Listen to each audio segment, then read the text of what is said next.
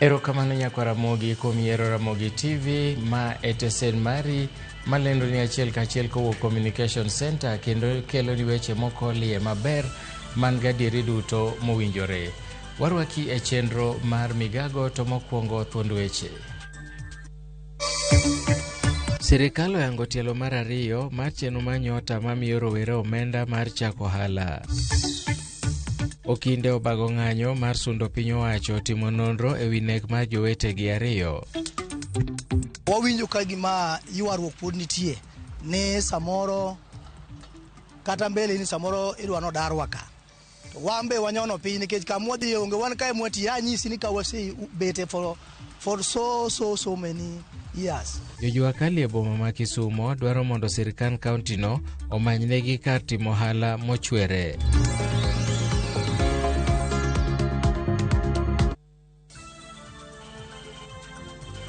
Arwaki ni machiegni nyinga Milton Ochieng. Sirikal oyango okang' mar ariyo mar pogo omenda mag chako ohala e gwenge mopogore opogore pacho ka ne rowere e bwo chenro manyota. Omenda maromo siling bilion 3 ogol kawuono kendo ibiro pogi ne rowere maromo 122. Hawa vijana wa nyota, hawa vijana wa taifa letu la Kenya hawatafuti handout, wanatafuta opportunity. Wanatafuta vile wataendesha maisha yao. Ni kweli ama si kweli jamani? Hawa vijana ni wa kujitolea. Hawa vijana ni wa kujituma. Na mimi nasimama hapa mbele yenu kusema ya kwamba nyinyi hamujaniangusha, hamujajiangusha, mumefanya bidii na leo tunawashukuru na tunafurahi, and we are very very proud of what you have achieved. Vijana ambao tuko nao hapa ni vijana 8,900 kutoka kaunti hizo tatu za Nakuru, Baringo na Nyandarua. Nakuru 4,100, Baringo 2,900 na Nyandarua 1,900. Na leo nimewahakikishia kwa niaba yao, leo wanatoka hapa na pesa ya nyota. Hile rais amesema ya kwamba zile leseni za county zetu zikuwe zimetolewa, zimekuwa waived kwa hawa vijana na wasichana wafanye biashara bila kulipa kwa miaka 2. Riwruogo kinde ma pacho ka Law Society of Kenya otelo ng'anyo ma jokanyo mage boma maduong' ma Nairobi masundo piny owacho kod ted migawo mar arita mondo tim nonro makende ewi tho mar okinde moko ariyo moyangi kaka Esther Wairimu Keige kod Edward Muthee Kariuki. Okindego eko notelnegi kod jakomgi Charles Kanjama ma e chak juma ni noyango ni gibiro tiyo gi yore duto maneno no kindego yudo ratichgi. Bende gidwa ni piny owacho mondo ket komiti moriwo tend okwach kich kod apisas mag jomin buche e komiti mabiro pedho e lela okenge magisegoyo e nono nek makamago. Young advocates, mid-bar advocates, senior advocates, external practitioners, litigation lawyers, commercial and conveyancing lawyers, lawyers in academia, lawyers in the judiciary. All these lawyers are represented here this morning. All of them take the oath to uphold the rule of law. Jalupo Gaimado Philomena Mwilu onyiso duol matao yiero pacho ka IEBC mondo tim ikruok makare ne yiero maduong' ma higa manyien, yiero manyaka gitim e yor ler kendo maonge nindo nyabathe konchiel. Kaka Efi Nyakidi leronwa, Mwilu nolose kinde nyasi mar yango lipot mar yalo buche gwandruok motelo ne yiero mobagi e boma ma Nairobi, kama jakom IEBC Erastus Ethekon kod commissioners mag duolno nochiwo singo mar biro bago yiero e yor kwe. Koloso e kine nyasi ma pedha yanga lipot ma yalo buche gwandruok motelo ne yiero lipot maranyisi mare en yiero ma higa 2022. Jalupo Gaimado Philomena Mwilu wachone commissioners mag duol matao yiero IEBC ni nyaka giket maino eneno ni yiero maduong' ma higa 2027 ota e yo mahuyanga. Doing the right thing is the greatest asset every public servant to every public institutions. My hope is you will lead the team in a manner not previously led. Kaluwore ni buche makwan giromo 323 ne ochwal ne duol mar IEBC bang' yiero ma higa 2022 kendo yalgi e kind thuolo mandala par. IEBC omed jiw maneno ni gimedo kawo okenge makare mayalo buche makamago kata yiero mabiro. Kaka yor medo jiwo geno oganda kuom duolno. The integrity of an electoral justice system lies in whether disputes are resolved fairly, promptly, and credibly throughout the electoral cycle. If we fail in an election, a national election, especially one that threatens to be as divisive as the one that is upcoming, we will all sink. I encourage our friends in the IEBC and its partners to address key challenges, gaps in public awareness, stakeholder engagement. Jakom mari uruogo kinde LSK Charles Kanjama kod nyawadgi motelo ne apis Jamin Buche Renson Igonga osironi tayo yiero maduong' ma higa 2027 e yo makare biro luore kod ikruok maduol mar IEBC kod yono magibiro tiye kanyakla gi jokanyo e sectors mopogore opogore kaka arita. Recently we paid a courtesy call. We had a meeting with the Inspector General of Police and we reminded the Inspector General and the senior leadership of the police that they play a very important role in ensuring free and fair elections.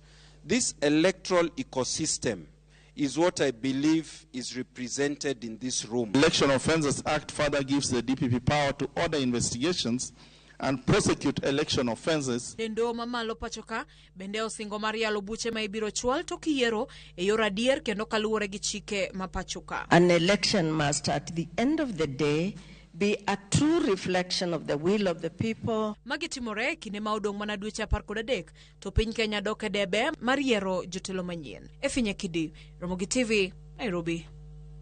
Bad migao mar piny owacho mong'ere kaka The National Museum of Kenya kotenore kod kaunti ma Migori ochako chenro machiwo lony mar loso ohinga kitiyo kod kite mopangi kod lwedo e kar limbe ma thim lich ohinga.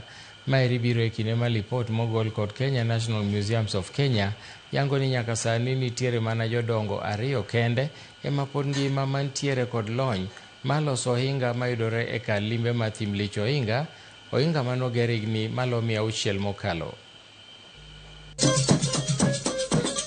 Thim lich ohinga wede gwego mag Nyateke kaunti ma Migori achiel kuom kuonde limbe moyangi kod ruok mar UNESCO e piny mangima mabende ong'ere kaka World Heritage Site. Ohinga molos kod kite mopangi mong'ith en achiel kuom gigo eko ma jotim limbe osebedo ka koro neno e kinde magitimo limbe e kar timo limbene.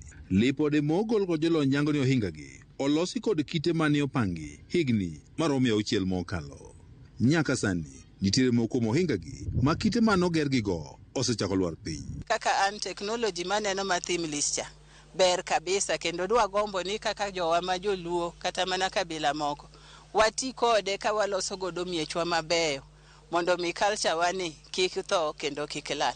National Museum, we also have the UNESCO with us, and many partners are coming on board to ensure that we are passing on the baton to the young generations, so that even as the old generation fade off, we will be there to tell stories, to maintain the thim lich ohinga, and to showcase what we have, which is a jewel in the making in Migori County government. Kaka kinde medo kalo, jogo mantie kod lony kaka ne oger thim lich ohinga to inya pango kite moloso ohingagi medo dong' matin. Lipot mogol kod bad migaono mang'iyo kuondego ma itime limbe mabende ong'ere kaka National Museum of Kenya yango ni nyaka sani nitiere mana jodongo 2 kende e gwenge mag Nyateke mantie kod lony mar loso ohingani mane oger higni 600 mokalo e kar limbeni ma thim lich ohinga. Wadwa temo mondo wapuonj kijende wa ma Nyatike e North Kadem kaka nigero ohingni machon, nikech ne wayudo ni jodongo mane ung'eyo gero ohingni gi odong' 2 kende. Mane ni jaduong' Charles Oyomno kod Richard Odero. Idwa puonj kijende wa masani mondo ginge kaka ohinga ni gi nogerga. Ka gise gine mano ero to ginyadhi magi kony makata timo restoration mar manie Timlich Ohinga nikech wan gi en close as 4 to achiel mosebedo restored to 3 to podi. E okang' maneno ni lony mar loso ohinga ni ma ipange kite e kar timo limbe ni okolal. Bad migawo ni mar piny owacho ka otenore kod piny owacho mar kaunti ma Migori dhi nyime kod chenro mar tiego rawere mondo bed kod lony mar loso ohinga gi. Tindo 48 gi wapogo gi 16 achiel group achiel kachiel biro timo restoration either kata kaka kuku kata kaka okech kata ka kolwach. Technology ni pod yudore mana e area mar Nyatike ka gi parts of Homa Bay, I think Ndhiwa. Koro wadwa ni ka gidok e gwenge gi to ginya timo restoration of meki gi manie dala ka mondo kik technology ni rieko ni olal nono. Apisa maduong' e migawo no mar kit chweche kaunti ma Migori Ngire Roso Gwang' wacho ni bende gidhi puonjo rawere kaka ginyalo rito kit oganda Luo kod timbegi. Puonjo mondo mi jodongo madongo manotimo gigi makoro sani ndalo gi rumo kendo gidhi ka gi nyalo kawo knowledge no, nyalo kawo rieko no to gimiyo oganda matindo masani ka ichako tiyogo e yor gedo mondo mi Timlich Ohinga obed kanyo maduong' ma jogo mobiro nyalo neno ber mare. Gidhi puonjogi apuonja wach mar gedo no kende masonry. To gibiro puonjogi skills moko bende mang'eny ma nyithindo gi nyalo yudo godo income margi. E kinde ma gitiego rawere ten kaunti ma Migori ka otende kod National Museum of Kenya bende wach ne giketo okenge mar neno ni kar limbe ni oywa welo mathoth. Challenges moko ma osebedo kanyo ero ndara okosebedo mabeyo. Koro sani nyaka president njabi na waneno ka osechako loso nitie mpango mar kelo tiga mondo enrich the site. Koro kata kibiro kanyo to kidhi neno mano hingni ka kende ineno gik moko mabe mopogore. For Timlich Ohinga, we are talking of having a cultural center. George Juma, Ramogi TV, Migori. Jolok ohanda mag loso nyamburko e kar ohala ma Jua Kali e boma ma Kisumu koro dwaro moro sirkand kaunti no omanynegi ka timo ohala mongirore mondo mi otiek midhiero mar dar sa ka sa. Jotijego ywago kaka kiondko mar dar sa ka sa osehinyo dongruok gi ka koro ni to gikwayo sirkand kaunti ma Kisumu kod sirkal maduong' mondo mi odonjre wachno ahinya to konyogi e weche mag lowo mosechandogi gaming'a. Kotelnegi kod migosi Jacob Otieno ma bende en jakom margi giwacho ni chal ma Jua Kali sani rach mokalo ni mar buru chuodho kod chieng' obaro ganda ndasi. Mbele ni samoro idwa no darwa ka to wambe wanyono piny nikech kamwadhi onge wan kae mwati anyisi ni kawase bete for so many years. Ne county government owacho ni gibro miyo wa kama chielo magitirowa to nyaka sani pok waneno duoko maber. Koro wakwayo county government mondo ong'inwa yo maber madi gigi develop nwagodo space mane giwacho ni wabede temporary mondo wayud kama ber mwanyalo tiye makoth ok gowa chieng' ok chamwa buru bende ok kwadhwa ahinya kama kata ka client obiro kubet piny niloso ne mtoke ka en boneno kama iloso ne mtoka kaber ka en kae to gimiwa kae olosnwa maber mondo watiye makata ka gidwaro mana usuru no to ginyalo yudo to kae kaka en sani to tek nikech en buru kama to bende daka matin ni daruru ni timang'o koro osemiyo kata jowa moko owito ngimagi. Sani entiere gimoro ni 50% e college 50% kitimo koro oko itimo practical. Koro yudo ni gini endi miyo koro ka kuondegi olos maber seche ma gin e skul kucho gin kocha ka gibiro koni giyudo kama ber ma kata ka koro wa train gi to gibedo jomoko ma obedo train e yo moro makare. Gie thuolo ni jatend duond bura mar DCP Rigathi Gachagua twak gi jofwamb weche adwa ni wadhi ane achiel kachiel mondo wawinj ane twak mare no. August 2027 general elections from the way they were appointed and the perception that they are protégés of William Ruto. Article 81 of the Constitution of Kenya 2010 outlines the core principles that govern the country's electoral system and process. It dictates that all elections and elected public bodies must comply and ensure the freedom of citizens to exercise their political rights, ensure that all elections are free and fair, ensure that elections are conducted in secret ballots, free from violence, intimidation, improper influence or corruption, ensure that elections are transparent and administered in an impartial, neutral, efficient, accurate, and accountable manner. Further, Article 38 of the Constitution of Kenya protects the political rights of all citizens, establishing the framework for democratic participation by guaranteeing 1, the citizens' freedom of political choice, 2, the citizens' right to vote without unreasonable restrictions, 3, the citizens' right to express their will and participate in free, fair, and regular elections. Unfortunately, the IEBC has fallen short and has failed to uphold and apply the laws of this great republic. The IEBC has decided to turn a blind eye and not to be accountable or impartial. We are able to demonstrate to Kenyans how this has been achieved by using a case example. On 27 November 2025, election violence was witnessed in the by-elections held in the constituencies of Bere North, Malava, and Narok Ward Township. Mr. Chairman of IEBC, your silence and tolerance of the electoral malpractices prove that you cannot be trusted to deliver free, fair, and transparent and verifiable elections.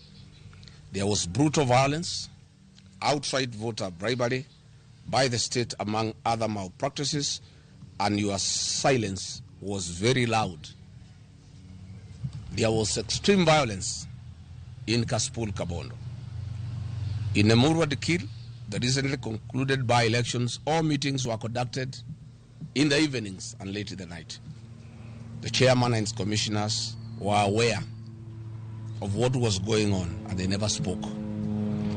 Unfortunately, since you are state playbook masters and UDA sympathizers, a peaceful campaign period in Olkalau has made you too clever all of a sudden after realizing that UDA is losing the election. Do not take Kenyans for a ride. Olkalau has been very peaceful. There has not been violence of any magnitude that could cause anybody to cancel or postpone an election. There has only been 3 incidences that are minor. 1, the defacing of posters belonging to the UDA candidate and the DCP candidate.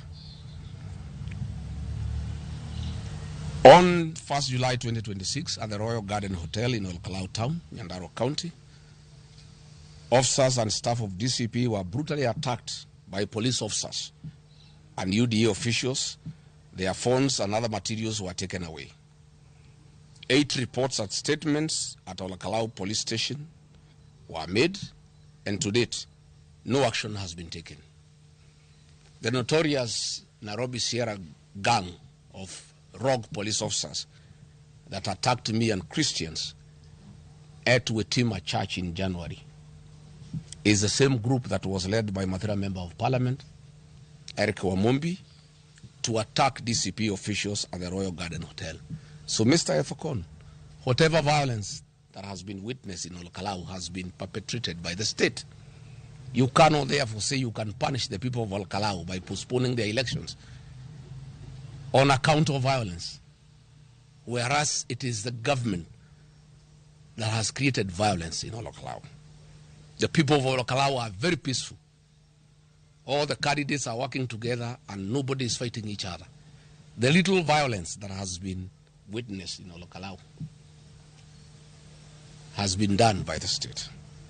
And we wonder, Mr. Ethokon, you never condemned violence in Bere. You didn't condemn violence in Kaspul Kabondo. You didn't condemn violence in Malava. How come you are condemning non-existent violence in Olkalau and threatening to postpone an election for non-existent violence. What is in Kalau is anticipated violence, and I'll be explaining. All this violence is being organized by Mathera Member of Parliament Eric Wamumbi and his wife and Moses Kuria, using goons brought to Ol Kalau from outside the constituency. As we speak, this morning, the Nairobi Sierra team is in a hotel in Ol Kalau under the command of Eric Wamumbi and his wife Betty Maina. And this morning, a team of heavily armed officers have left Muranga to join this team at the request of Betty Maina, headed by Felix Mayu, an officer from Maragua Police Station. All those officers are heavily armed in plain clothes, and they are going to join the Nairobi Sierra in preparation of violence in Ol Kalau. What we are saying is that the violence is by the state.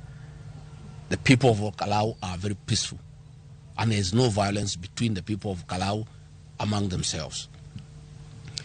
Yesterday, additionally, ahead of 16th July 2026 by-elections, IBC commissioners are dining with the state to procure and deliver an unfair and predetermined by-election result in favor of the ruling party's candidate. Please allow the people to decide. You have openly defied all odds to call to order an election of open bribery by the state led by cabinet secretaries, principal secretaries, and state officers who were actively involved in the by-election campaign and breaching the constitutional and legal provisions of Article 75 and 77 of the Constitution of Kenya 2010 and Section 14 of the Election Offences Act 2016.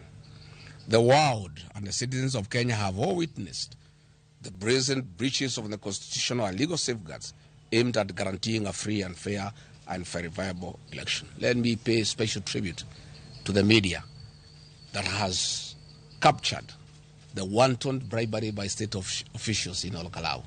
All the newspapers, all the TVs, I want to thank the media.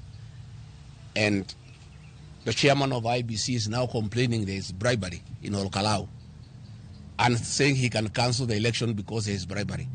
Yet the media has been capturing every day, mainstream media, social media, everybody has seen the wanton bribery going on in Ol Kalau by state officials. Mr. Chairman, how can you threaten to cancel an election because state officials are bribing people, yet you have the law to stop them? You have not summoned any of them. You have not ordered them out of Ol Kalau. Why do you want to punish the people of Ol Kalau? Over the last few weeks, state officers and top government officials are on the Ol Kalau by-election campaign trail and on a bribery spree. Indeed, the government officials are actually more than the voters in Ol Kalau. Helicopters are almost causing accidents in the air. We need to establish a traffic department to control traffic in the air because of the helicopters in Ol Kalau. The number of fuel guzzlers in Ol Kalau. All hotels are full. There is no accommodation facility in Ol Kalau because of the government presence. And they are all doing bribery during daylight and at night. Miraculously and curiously, the government of Kenya's development agenda has crystallized in one constituency at the same time. And we have seen the issues of government tokens, including mattresses, gas cylinders, cash handouts, water pipes, purchase of IDs, police intimidation, violence. In fact, even a train has been given to the people of Ol Kalau. And 2 days ago, they even have received boats in a dam where there is no fish or fingerlings. The chairman of IBC, Mr. Erastus Ethekon, has remained silent when William Ruto has used over 1 billion Kenya shillings in cash in bribes and put 10 billion shillings of taxpayers' funds through his agents to bribe voters until the election in favor of the UDA candidate. After all these schemes have failed and the government polling machinery have reported that the UDA party candidate is performing dismally, IBC gets instructions and through their chairman, Mr. Erastus Ethekon, threatens to postpone or cancel the elections. And we are asking Mr. Ethekon, where were you? This bribery has gone on for the last 2 months. Why didn't you stop it? There is no violence in Ol Kalau. Violence was in Malava, you never stopped it. Violence was in Narok, you never stopped it. In Kaspul, Kabondo, people were killed, you didn't stop the election. You are now being used by William Ruto to postpone the election because he knows he faces a humiliating defeat next week. Please, Mr. Ethekon, treat the people of Kenya with some bit of intelligence. Where have you been? Do you live in this country? Bribery by state officials is documented every day.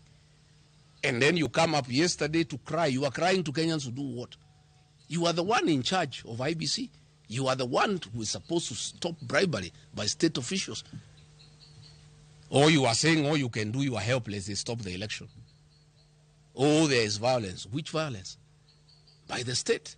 Ask the IG to stop violence. The people of Olokalawa are peaceful. You know, IBC is clearly biased. The Honorable Wajiko Muhia, the MP for Kipipiri, gave a caution that IDs are being bought by UDA for the purposes of giving them to outsiders to come and vote, and asked the people of Olokalawa not to allow outsiders to come and vote in Olokalawa. And IBC hastily summoned her and tried her in her absence and without her lawyers. Yet, UDA has been bribing people openly. You have never raised a finger. Instead of summoning them, you want to stop the election. Give us a break.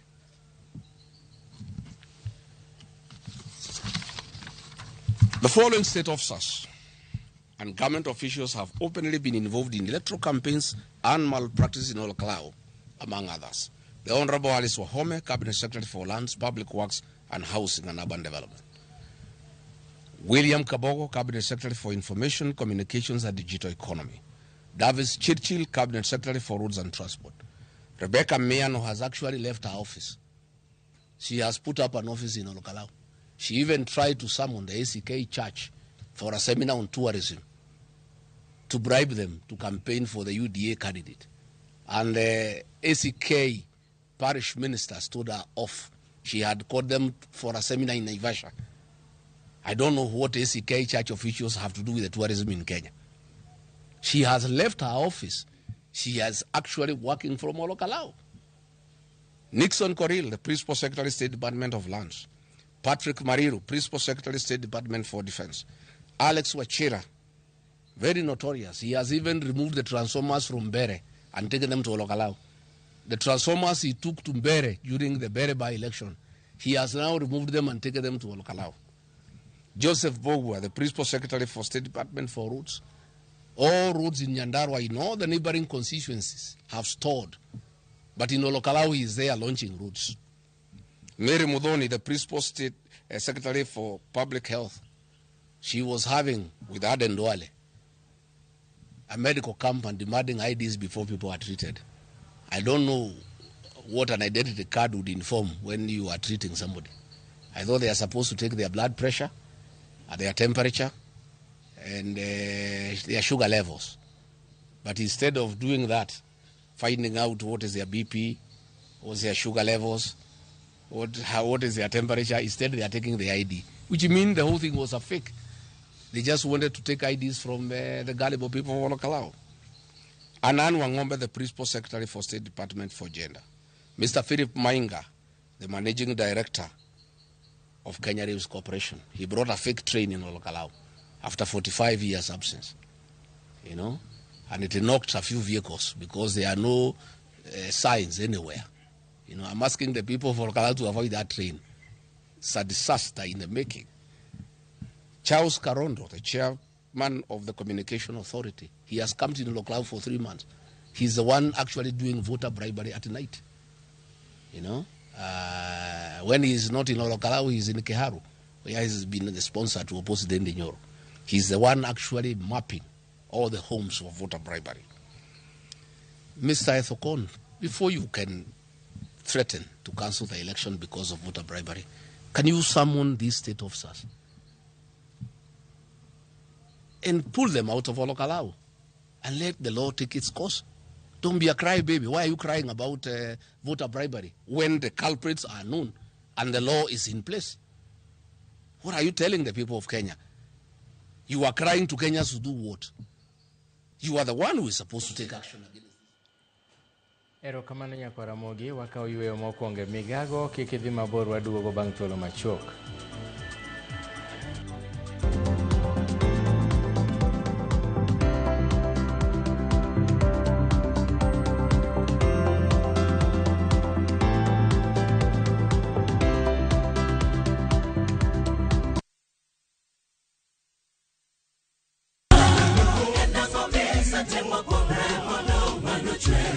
Happy Sabbath kamora mora maintie arwaki e chenro mar Injili ngima.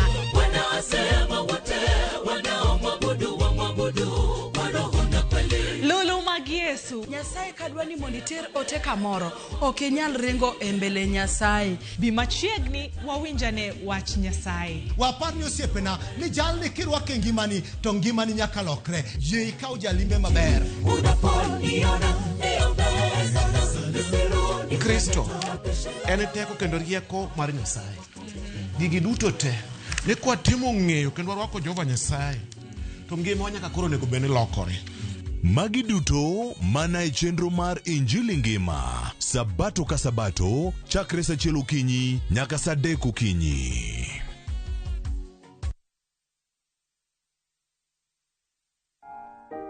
Mungu, asante kwa siku hii ya leo. Asante kwa kuniamsha asubuhi. Asante kwa baraka na neema zako. Asante kwa wema na fadhili zako. Umekuwa nami kwa mazuri na mabaya. Niwezeshe nikupende zaidi, nifuate ahadi zako, kwani uko na mipango mema kwangu. Amina. Dial *811*404# to get Mungu as your skiza tune. Hera, andhoga, adira. Na ye kodi.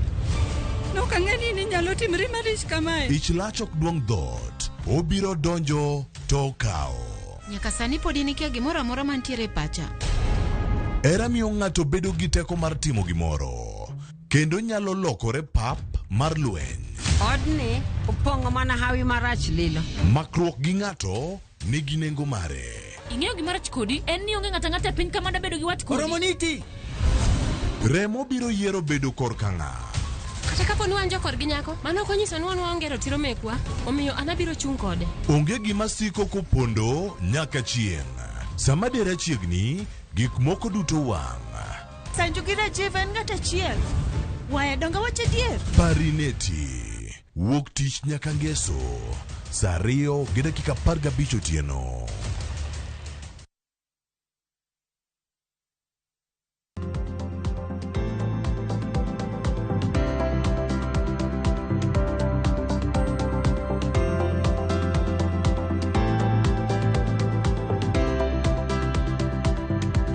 Machiegni kendo, jotich mag Juakali mantiere Express e kachung'o dura mam Vita Mombasa nogolo paro mopogore opogore kotenore kod limbe mar gavana Masia James Orengo matemo lombogi mondo gisil lwedo kweth makwedo piny owacho ma Linda Mwananchi.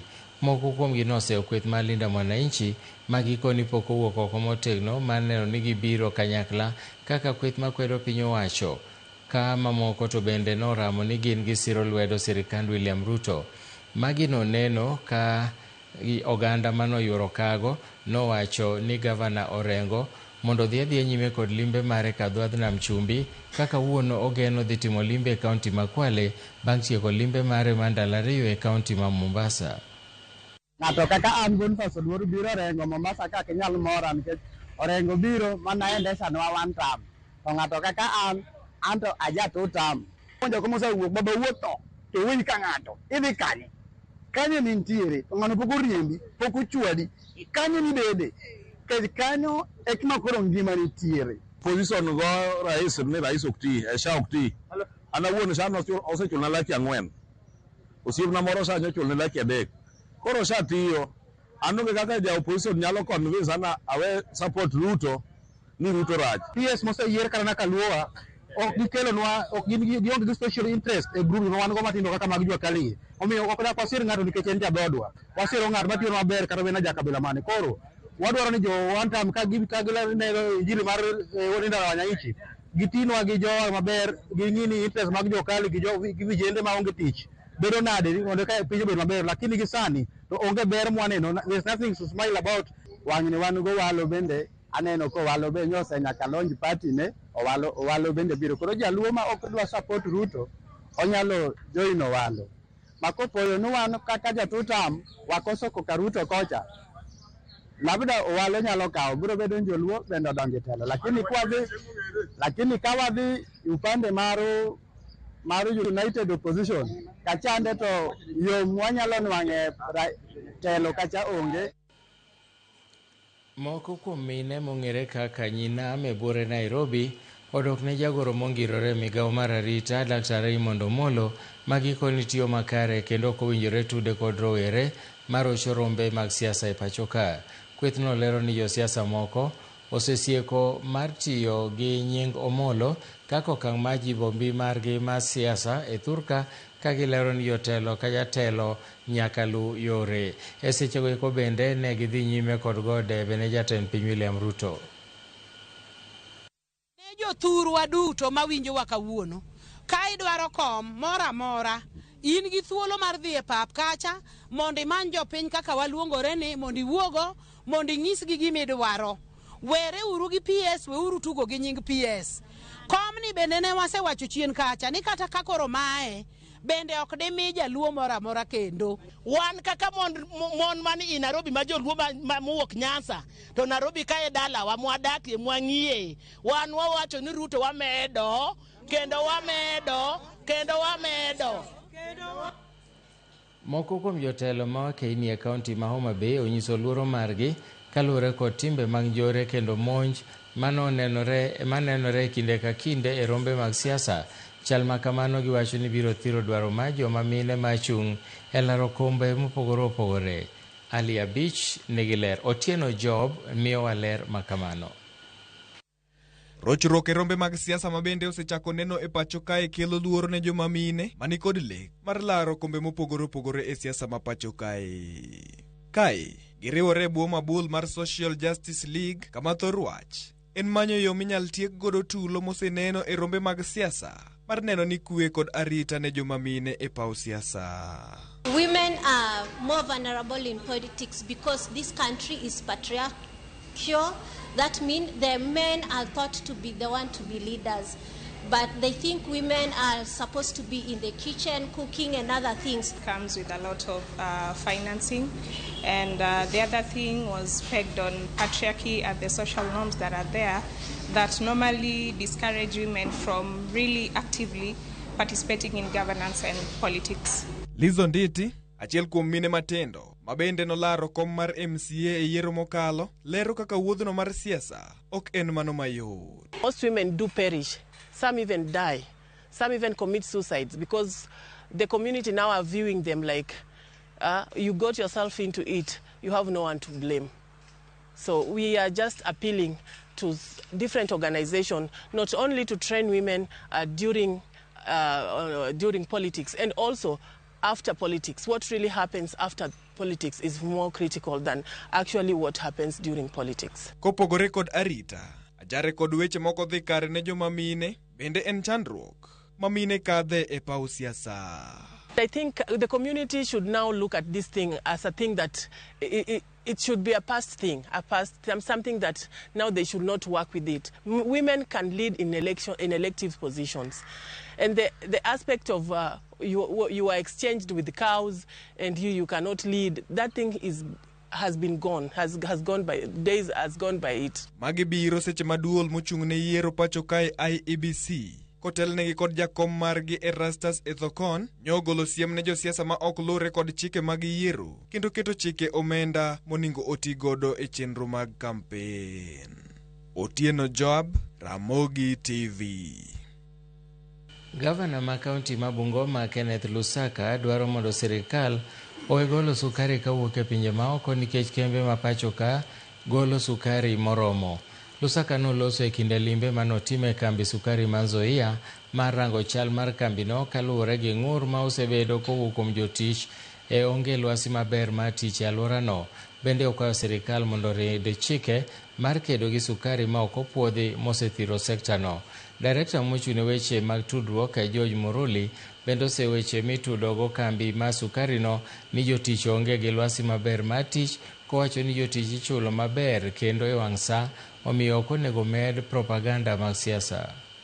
Nataka kuuliza vitengo vya serikali ambao wanahusika hasa katika mipaka zetu, tuzuie sukari ile kutoka nje kuingia, because tumehakikishiwa kwamba, na mmeona nyinyi wenyewe kwamba sukari ile tuko nayo inatoshelesha mahitaji yetu na pia hata kufanya export kupeleka nje. Kwa hivyo ile sukari inakuja kutoka nje tunataka isimamishwe kwa sababu we have enough stock to take care of the country and to even export. There's been a public outcry on late payments to farmers who have supplied their cans to this factory.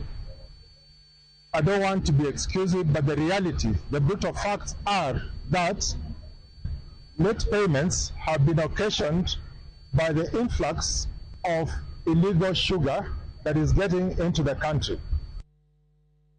Jochung' madhi laro kombe mag siasa biro chuno mondo lure kod chike michano keti kod duol matayo yiero pacho ka IEBC. Ponono ni od bura biro kalo paro mar chik magichwalo ne od burano mondo go kogno kendo opuodhi.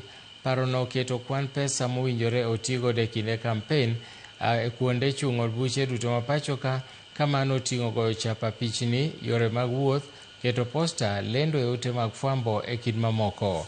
Mana kaka Walter Nyambaga leronwa, kwan moriedni e od bura duto ma Kisumu chalo kama. Parono mar chik mochwal ne od bura kod duol matayo yiero kod kio pacho ka IEBC oyango kaka geng'a mar tiyo kod pesa chadha e kinde mag yiero geto kumo joma nyalo biro muomo kendo dhi ataro kod chikego. Ponono kalgi kod od bura e kaunti ma Kisumu, e kar chung' od bura ma Kisumu East, jochung' oyienegi mana tiyo kod maromo shillings milion 16.5 kata matin ne pesano e campaigns. To od bura ma Kisumu West, joma biro dhi laro kom od burano duto IEBC dwaro ni kik kal tiyo kod pesa maromo shillings milion 14.5 kaka yor loruok kod chike mag IEBC koponi od bura okale. Jolar kom od bura ma Kisumu Central bende IEBC okoni nyalo mana tiyo kod maromo shillings milion 14.5 kende, e kata matin ne mano makagi kalo to bade chik biro ngwamogi. Janon siasa Joshua Nyamuri chiwo ng'eyo mare wi wachno. Omiyo chike ma IEBC dwa kelo gima controlling pesa mwanyalo tiyogo election biro konyo not only josiasa but biro konyo Uganda, mondo Uganda obed ni nyalo yiero environment moko bedo influence gi pesa mondo giyier jotelo motegno. Nikech kata pesa migologano ok en ga pesa madhine ji te, en pesa madhine ji matindo. Ji mang'eny gima pesa no nyalo konyogo japiny malong'o be onge. To end up ni jopiny oyiero ng'ama ok nyal telo ne. To e kar chung' od bura maseme jochung' omi mana thuolo mar tiyo kod shillings milion 12.9 kende e kata matin ne pesano. E kindeno maromo shillings milion 14.7 ema oyiedhi ne jochung' mageto kom manyando e yiero manyien. Wach mar financing mar election ni en gima pinje mang'eny osebedo ka control. And gima miyo bedo control en ni yiero en thuolo mar jopiny yiero joma nyalo dhi yalo negi e bunge, joma nyalo telo negi kar gavana, joma nyalo telo negi e position. E kar chung' od bura ma Muhoroni, IEBC oyie mana maromo shillings milion 15 kende ema yawuowi biro dhigo e piem kata tiyo kod kwan mar pesa matin ne mano e seto ombulu. E kama bende IEBC okete nyong'ong koponi od bura okale parono en kar chung' od bura ma Nyakach ma maromo shillings milion 14.3 ema owinjore otigodo kata matin ne mano. To wach sechopo Kenya ka kama tapu maduong' en ni nikech jochung' moko ng'eyo ni onge gima ginyalo miyo jopiny, ma ginyalo konyogo jopiny ka jopiny oseyierogi, kata gionge historia mar gorruok ne jopiny, gikonyo jopiny e yo moro amora. Sama yiero chopo to gitemo mondo ginyiew jopiny, so gibiro gi pesa mang'eny to giolo. Ting'e ni piny ka kech oingo to ng'ato biro kawo mana pesa mondo otim gima ja pesa dwaro, mondo at least oyude gima nyithinde nyalo chamo kawuono kata kiny. Unono od buro biro kalo parono mobedo chik, to IEBC nyalo biro kiro oko jochung' mokalo kiewo kendo tiyo kod pesa chadha. Penjo en ni to bende ginyalo ng'ur kokirgi oko. Ng'ato nyalo dhi e doho ni ratiji mar chung' ong'uki, but the facts and the principles mag election, any election onego bed ni en free and fair. To ka pesa mitiyogo miyo obedo unfair, nikech kampen oole pesa ma ng'ama onge pesa ok nyal, omiyo kata ng'ato dhi e doho to kane ka nyalo succeed. Okwalta Nyabaga, Ramogi TV. Jodak ma Usenge kod Osieko e sub-county ma Usigwe e kaunti ma Siaya onyiso geno margi ni gedo mar olalo madhogoe matudo Usenge gosieko biro bero ohala kod yore mag wuoth kosetieke gino mabiro ya ohala e kaunti ma Siaya. Magi ne giwacho e kinde ma midusa mochune gedo no to yango ni gisechopo atamalo 70 mar gedo mar olalo madhi muonyo omenda maromo bilion 2 kigeto tieke giko mar higani. Steve Biko Miller. Kuom higni buora, wuoth e kind jodak ma Usenge kod Osieko osebedo matek nimar chuno ni nyaka jopiny ti kod yie mikwang'o. E higa 2021, piny owacho nochako chenro mar gero olalo matudo gwenge ariyogo, gino mabiro muonyo omenda maromo bilion 2, okang' ma jodak makae opuoyo. Ndalo mane pok ochak los daraja ni ne waneno kane movement ne rach kabisa, nikech niyudo ni ne sama ne ndaro kethre ne nitiyo gi yiedhi ka golo ji bath dogo gi kocha ka kelo koni. Maniyudo ni samoro vijande mane kwang'o ji ne tiyo gi siling 100 kane igolo ji mondo mi ging'ad kama chielo mondo ter ji kocha. But gi sani kalore gi kaka chenro ma sirikal oketo kama ber, waneno ka koro sani ndaro ok rach. Ne en tabu nikech sama ndalo koth gik dwe mar 4 ma koth chwe ahinya no, ne yoni ok ne nyalure.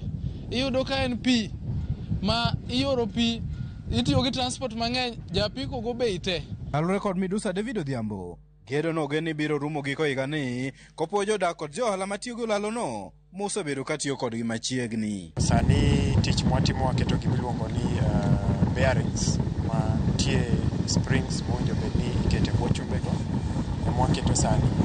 Kwatieko mano to mana kaka plan mar tich noseketi kaka biro dhi mbele, ma wang'eyo ni karom dwe mar 9 kichak itimo assessment kendo gidhi yudo ka wasekalo more than 80%. Ma target marwa en ni by December this year owinjo bed ni wasetieko tijni mana kaka nwapange. E kinde no, midusa David okwedo weche mosebedo ka fuong'ore ni kambi magero olalo no ni kod midhiero mar omenda kendo chano mar bano piende ne, kowach ni rang'iny magisechope ema dwaro jolony kod jolwedo manok, gino momiyo jotije odok chien kanyo komedo ni bang' tieko rang'iny no